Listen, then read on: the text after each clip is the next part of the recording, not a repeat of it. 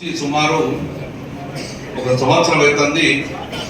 మన పార్టీ అధికారం కోల్పోయడంగా సంవత్సరం అయింది పడింది.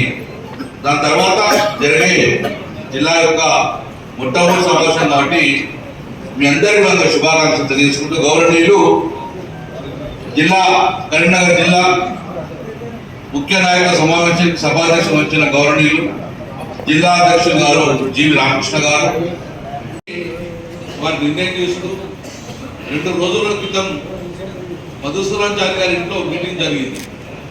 మరి కేటీ రామారావు వర్కింగ్ ప్రెసిడెంట్ కదా, ఎక్కడ పాల్గొనాలని చెప్పేసి ఆ యొక్క నిర్ణయం ప్రకారం మిగతా ఎమ్మెల్యేలు మాజీ మంత్రులు అందరూ మీరు రాష్ట్రంలోనే హైదరాబాద్లో ఉండాలంటే లేదు కేసీఆర్ ఎక్కడైతే అరెస్ట్ అయ్యారో అక్కడే నేను పాల్గొంటానని చెప్పి ఆ రోజు నిర్ణయం చేసుకున్నాము.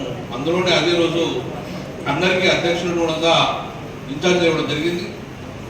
అందులో భాగంగా కరీంనగర్ జిల్లాలో కేసీఆర్ గారు పాల్గొన్న జిల్లా కాబట్టి ఇక్కడ నుంచే ప్రారంభించదని చెప్పి ఆ రోజు మనకు ఇన్ఛార్జిగా మనకు బండ ప్రకాశ్ అన్న గారు ఆ రోజు ఇవ్వడం జరిగింది. బండ ప్రకాష్ గారు ఈరోజు మన యొక్క శాసన మండలిలో ఉపాధ్యక్షులుగా ఉన్నారు కాబట్టి వారికి మనం జిల్లా పక్షాన వారికి స్వాగతం తెలియజేస్తున్నాం.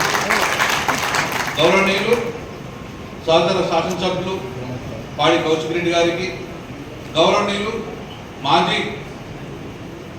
శాసనసభ్యులు సోదరుడు రసమ బాలకృష్ణ గారికి, గౌరవనీయులు మాజీ శాసనసభ్యులు సుంకే రవిశంకర్ గారికి, గౌరవనీయులు మేయర్ గారు సునీలరావు గారికి యాత్ర జరగాలి, లేకపోతే కేసీఆర్ యొక్క శవయాత్ర జరగాలి, ఏదన్నా కరీంనగర్ గవర్నమెంట్ స్టార్ట్ చేద్దామని ఆమరణ నిరాహార చేద్దాము అని చెప్పేసి కరీంనగర్ జిల్లా నుంచి ప్రారంభం చేసింది. ఎందుకు కరీంనగర్ జిల్లా ఉద్యమాలకు పెట్టింది పేరు, కమిట్మెంట్ ఉన్న నాయకత్వం, అందుకే కరీంనగర్ జిల్లా స్టార్ట్ చేయడం జరిగింది. నవంబర్ 26, 2009 కేసీఆర్ గారి ఇంటి చుట్టూ తెలంగాణ భవన్, ఉత్తర తెలంగాణ భవన్లో చుట్టూ వేలాది మంది నాయకులు పాల్గొన్నారు. అందులో నారదాస్ లక్ష్మణరావు ఉన్నారు, రవీంద్ర సింగ్ గారు ఉన్నారు, జీవి రామకృష్ణ గారు ఉన్నారు, రసమయ బాలకృష్ణ గారు, రవిశంకర్ అందరూ కూడా పాల్గొనడం జరిగింది.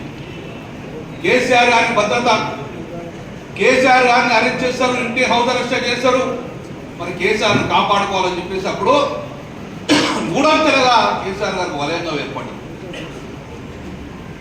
ఏపీ రాష్ట్రం యొక్క పోలీసులు వచ్చింది, మఫ్టీ పోలీసులు వచ్చింది, వందల వేల మంది పోలీసులు వచ్చింది. మరి అప్పటి నుంచి కాపాడుకోవాలి, ఎవరు కాపాడాలి? మన కార్యకర్తలు, తెలంగాణ ఉద్యమకారులు కాపాడాలని